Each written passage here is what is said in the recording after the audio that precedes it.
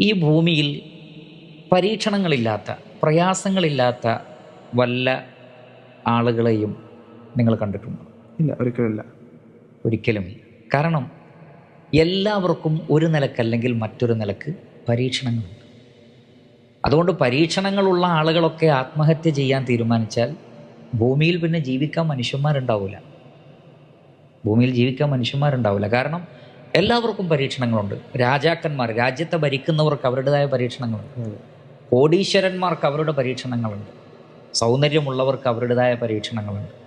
പരീക്ഷണങ്ങൾ എല്ലാവർക്കുമുണ്ട്. പരീക്ഷണങ്ങളില്ലാത്തൊരു മനുഷ്യനും സത്യത്തിൽ ഭൂമിയിലില്ല എന്നുള്ളതാണ്.